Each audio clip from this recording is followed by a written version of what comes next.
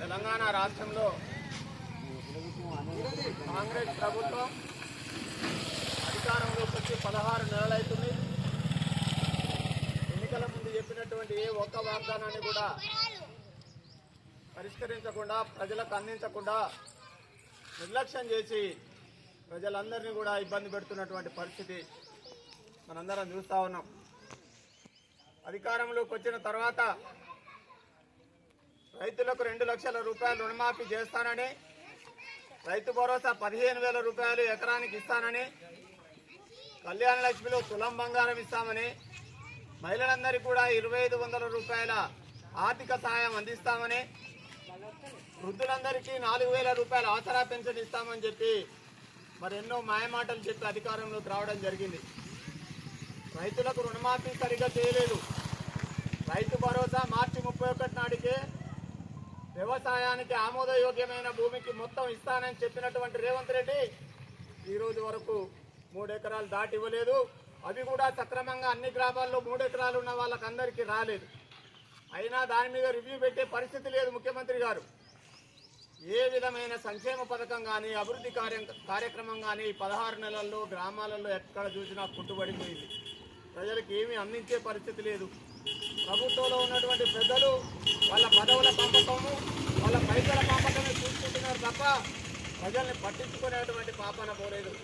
అందుకే ఈరోజు ఈ రావులపల్లి గ్రామంలో అంబేద్కర్ గారి సాక్షిగా నిరసన తెలియజేస్తూ, ప్రభుత్వానికి డిమాండ్ చేస్తూ అంబేద్కర్ గారికి వినతి పత్రం అందజేస్తా ఉన్నాం.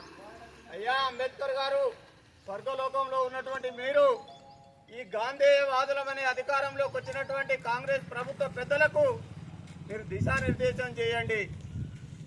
రాజ్యాంగ విలువలు కాపాడే విధంగా మేము అధికారంలోకి వచ్చాము అని చెప్పి మేనిఫెస్టోలో ప్రజలకు ఇచ్చినటువంటి వాగ్దానాలన్నింటిని కూడా మర్చిపోయి ఈరోజు రాజ్యాంగ విలువలను కాలరాస్తున్నటువంటి పరిస్థితి ఉందయ్యా. స్వర్గలోకంలో ఉన్నటువంటి మీకు మేము వినతి పత్రం ఇచ్చుకుంటా ఉన్నాం. దయచేసి స్వర్గంలో ఉన్న మీరు ఈ ప్రభుత్వానికి మీరు విజ్ఞానం నేర్పి ప్రజలను రక్షించే విధంగా కాపాడాల్సిందిగా కోరుకుంటూ ఈ రావులపల్లి గ్రామ ప్రజల తరఫున మిమ్మల్ని కోరుకుంటా ఉన్నాం.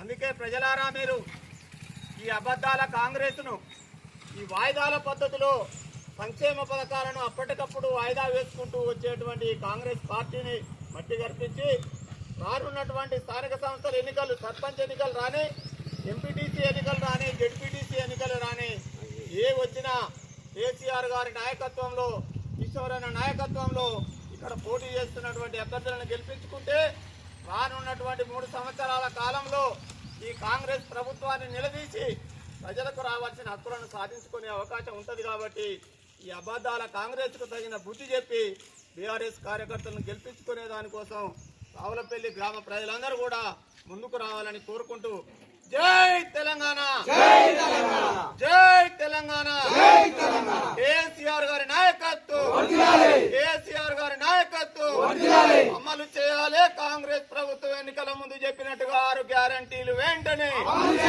6 గ్యారంటీలు వెంటనే. జై తెలంగాణ, జై తెలంగాణ.